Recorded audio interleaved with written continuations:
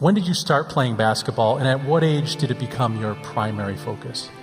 I think I was born to play, man. I started playing at like 2 years old. And my father wasn't one of these fathers that was like, you're going to play basketball, or, he wasn't one of those guys. He was just I was just around the game a lot, and I gravitated to the ball, and I was completely geeking out about like the smell of the ball and like the way it sounds when it hits concrete versus how it hits a parquet floor, and like the sound of the nets and the different material of the nets. And there's certain basketball hoops, like in high school gyms and in college gyms, the rim sits slightly above the lower part of the backboard.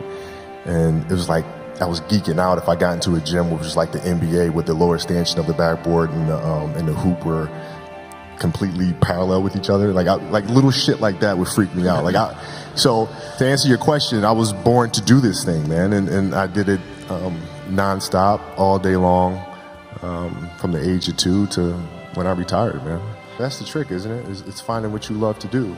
And we talk about hard work all the time. It's like, man, if you got to get up every single morning and remind yourself how hard you need to work, you probably need to choose a different profession, because that shouldn't be there. I wake up in the morning excited to get to it. If I'm not training, I'm missing it.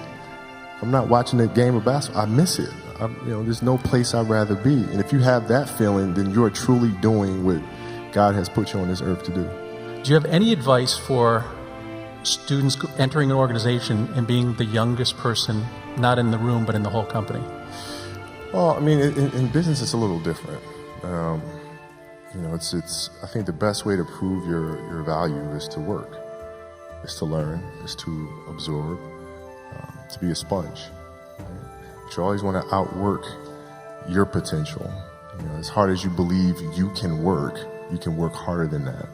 And that's what I tried to do when I first came in the league. But, basketball is such a direct competition sport that me coming in at 17, I hated when, like, my teammates would say, I get hit with an elbow, right? Shaq would hit me with an elbow in practice. And, Nick Van Exel would come up and say, are you okay? I'm like, motherfucker, what?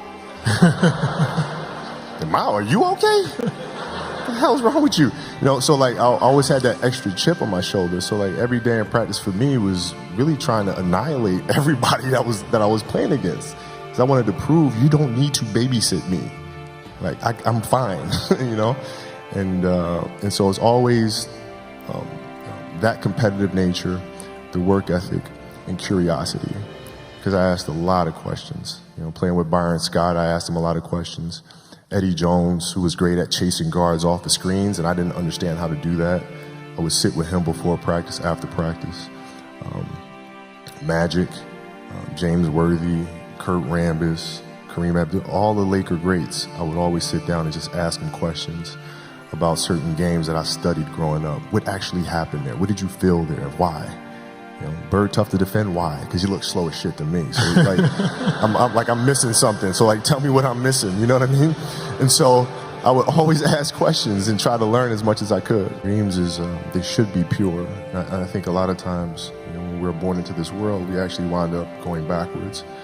And it seems like the more we mature, the more responsible our dreams become, and the more governors we put on ourselves and our ability to dream and to reimagine.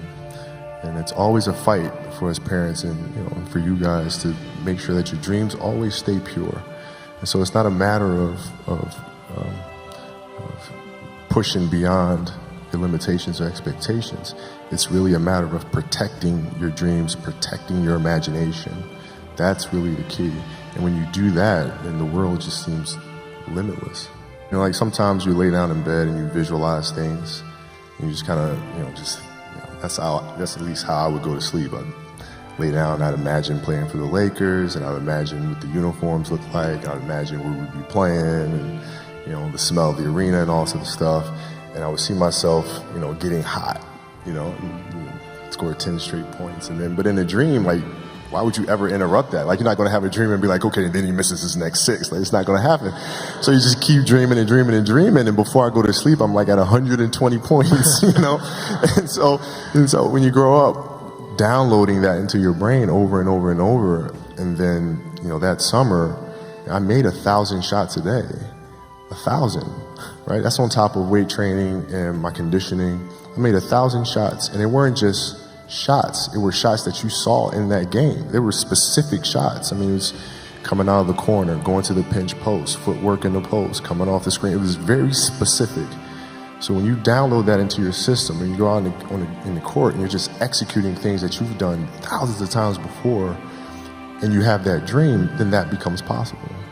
Why reinvent it? Like, I don't understand that. You go out and play the game and you're just trying to create something new.